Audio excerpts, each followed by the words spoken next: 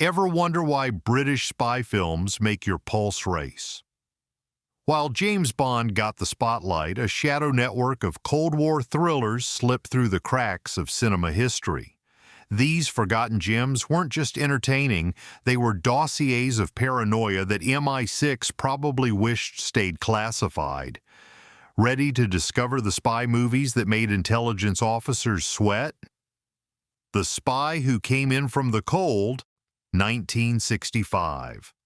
Richard Burton delivers a performance so bitter and exhausted, you can practically taste the cheap whiskey on his breath in this John le Carré adaptation. As Alec Lemas, a burnt-out agent sent on one last mission, Burton embodies the moral bankruptcy of espionage without a single wink to the audience. Director Martin Ritt films Cold War Berlin in stark black and white that feels like a visual slap to the face after Technicolor spy adventures. There's no comfort anywhere, just cold rooms, shadowy meetings, and the gnawing sense that no one in this world is truly innocent. The brilliance lies in its deliberate pacing. Every conversation feels like a chess match where the pieces are human lives. What shocked audiences was the ending's unflinching cruelty, leaving viewers standing in the cold with Lemas, wondering if the game was ever worth playing. Critics recognized its brilliance immediately, praising its refusal to romanticize the spy trade. It's the anti-Bond, showing espionage not as a glamorous, exciting series of jaunts, but as a bleak, zero-sum game of chess where the board is stacked with pawns waiting to be sacrificed. 6 decades later, no spy film has matched its moral clarity about the dirty business of keeping the West free. The Quiller Memorandum, 1966. George Segal stars as Quiller, a British agent with no gadgets, no backup, and no patience for nonsense. He's dropped into a post-war Berlin crawling with leftover Nazis and double agents, told to root out a new fascist network with only his wits and a charmingly icy handler played by Alec Guinness. Director Michael Anderson crafts a Berlin so cold and hostile you can feel the frost forming on your eyebrows. The whole movie is a chess match, quiet, suspenseful, and full of conversations where every word could be a trap. The city feels like a character itself, cold, empty, and dangerous at every turn. When Quiller is captured and interrogated by the neo-Nazi leader Max von Sydow, the scene unfolds with terrifying restraint. No torture devices, just psychological warfare in a well-appointed room. Harold Pinter's screenplay crackles with menace beneath civilized exchanges, creating an atmosphere where paranoia feels like the only rational response. Critics called it too cerebral upon release, but that's precisely what makes it essential viewing now. This isn't spy work as fantasy, it's spy work as psychological warfare where survival depends on outthinking everyone else in the room. Defense of the Realm, 1985. What starts as a routine political scandal quickly turns into a web of secrets in Defense of the Realm. Journalist Nick Mullen, played by Gabriel Byrne, stumbles on a story about an MP accused of spying for the Soviets. At first, it looks like a career-making scoop, but the deeper he digs, the more the truth starts to look dangerous. Not just for the MP, but for Mullen himself. This isn't a spy caper with fast cars and tuxedos. It's a slow, suffocating descent into the machinery of state secrecy. Director David Drury captures London in muted, almost sickly tones, where even daylight feels like it's hiding something. Every conversation seems coded. Every friendly face could be a handler. Mullen's investigation leads to missing witnesses, mysterious accidents, and the creeping realization that some stories are buried for a reason. The paranoia here isn't just Cold War bluster. It's personal. The film shows how governments can close ranks, manipulate the press, and destroy anyone who gets too close to the truth. The title itself plays like a bitter joke. The realm is defended, sure, but at the cost of transparency, justice, and maybe even lives. Denholm Elliott's supporting performance as a veteran reporter who understands the rules of the game provides the film's moral center and ultimate warning. The Whistleblower, 1986. You don't have to be a spy to get caught in the gears of the Cold War. Sometimes it's enough to just ask the wrong question. The Whistleblower begins with a tragedy. A young linguist working for British intelligence is found dead in what looks like an accident.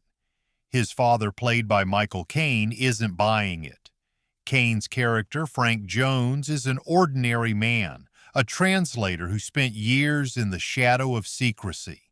But now he's thrust into a dangerous investigation of his own. Director Simon Langton crafts a thriller where the danger lies not in gunfire but in phone calls, accidents, and the terrifying realization that powerful institutions can rewrite reality. As Frank digs deeper, the story shifts from personal grief to a conspiracy thriller. He discovers a world where loyalty to the service trumps loyalty to the truth, and where protecting national security means silencing those who might embarrass the establishment. Every lead he follows ends with a warning or someone who suddenly stops talking altogether. Nigel Havers and James Fox deliver chilling performances as officials who believe their patriotism justifies any action. Based on real GCHQ scandals, the film caused such controversy that government officials allegedly tried to block its release. Its portrayal of intelligence agencies willing to eliminate their own citizens still feels dangerously relevant. The Fourth Protocol, 1987. If The Whistleblower showed how paranoia could crush an insider, The Fourth Protocol shows how it could spill over into the streets. Based on Frederick Forsyth's novel, it pits Michael Caine's MI5 officer against Pierce Brosnan's Soviet agent in a deadly cat-and-mouse game. The stakes, nothing less than a nuclear device smuggled into Britain designed to go off near a U.S. military base. A move meant to fracture NATO. From the opening scene, the film has no interest in playing subtle. Brosnan's character is cold, efficient, and terrifying in his precision. Caine's character, John Preston, is the perfect counter. Pragmatic, methodical, and increasingly aware that the real enemy might be inside his own bureaucracy. The title refers to an unspoken agreement, the Fourth Protocol, that nuclear devices wouldn't be smuggled into other countries. Breaking it isn't just an act of aggression, it's an invitation to total war. Director John Mackenzie stages the tension with workmanlike precision. Surveillance feels tedious until suddenly it's terrifying. What makes the film endure is its cold-eyed view of loyalty. Preston discovers his superiors may be allowing the plot to proceed for political advantage, forcing him to become a rogue agent within his own organization. It's a thriller that suggests the greatest threat to security might be the people running the system. A Very British Coup, 1988. What happens when the people elect a leader the establishment doesn't like? A Very British Coup, based on Chris Mullin's novel, answers that question with a paranoid political nightmare. Ray McAnally plays Harry Perkins, a steelworker turned prime minister who sweeps into office with a mandate to dismantle nuclear weapons, kick out U.S. military bases, and take on big business. The public loves him.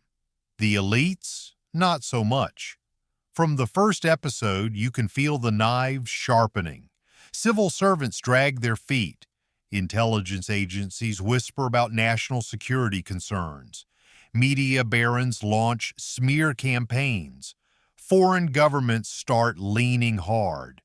Perkins isn't up against a political opposition. He's up against the entire machinery of the state.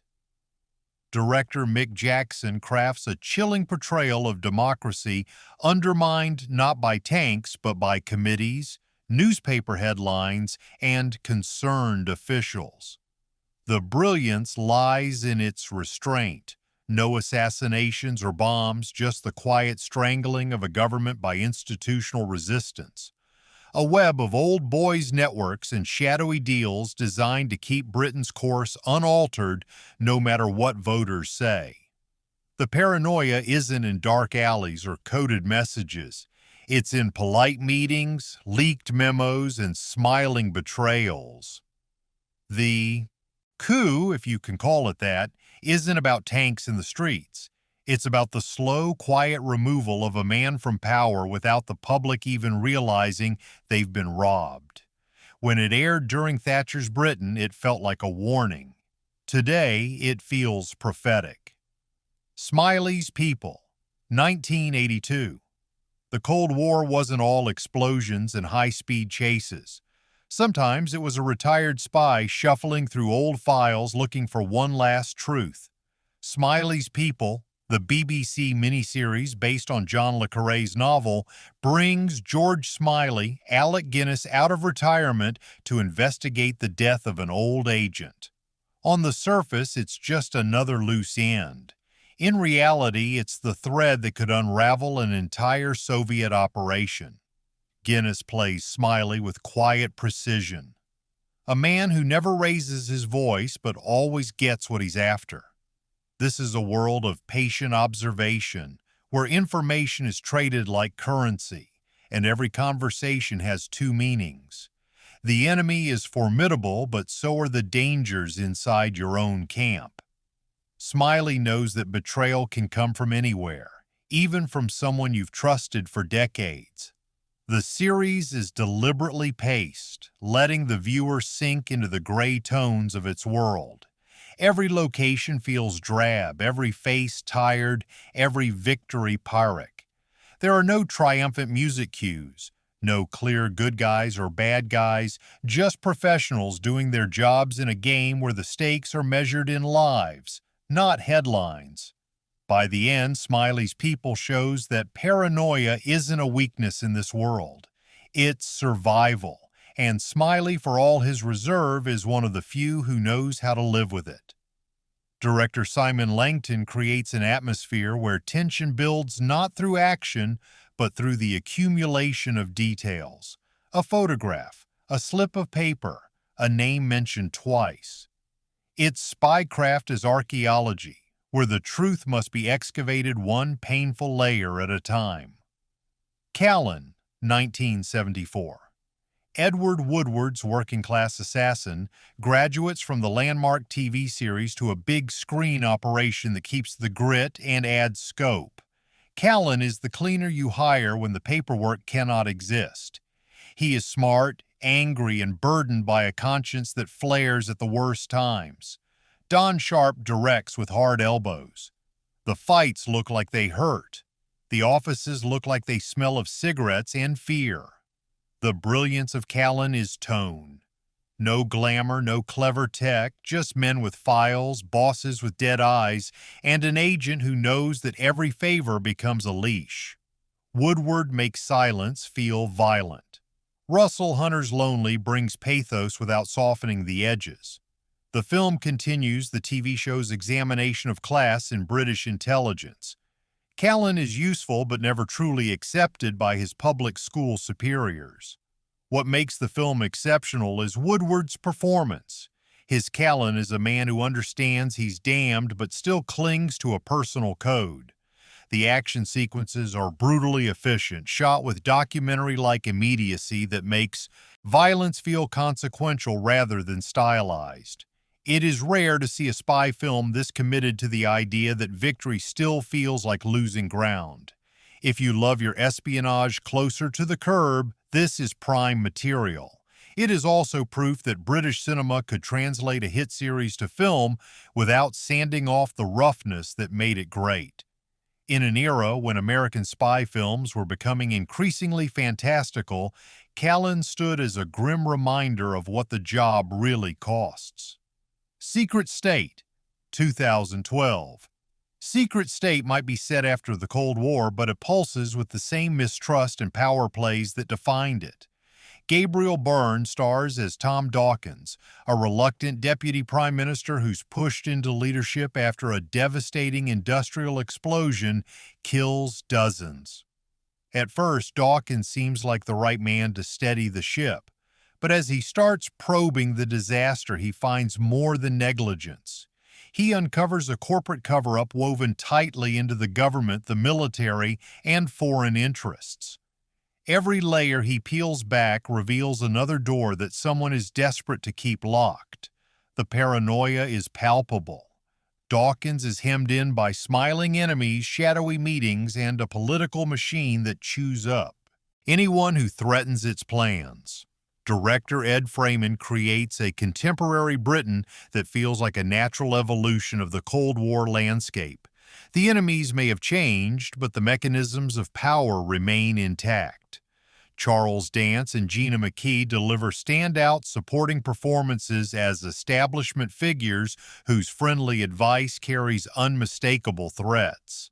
The media spin stories to confuse the public. Allies turn cold overnight. Even supposed friends may be working for someone else. What makes Secret State feel like a Cold War classic in modern clothes is its focus on where power really lives. Not in public speeches, but in private rooms where a handful of people decide the fates of thousands. Though made in 2012, its exploration of corporate influence over government feels eerily prophetic of our current political landscape. Which of these forgotten Cold War spy thrillers sent a chill down your spine? Were you familiar with any of them, or were they all classified until now? The real question is, why do these films feel more relevant today than when they were made? Perhaps because we're living in a new Cold War, only this time we're all unwitting agents through our phones and social media. Let me know in the comments below which film you'll be watching first.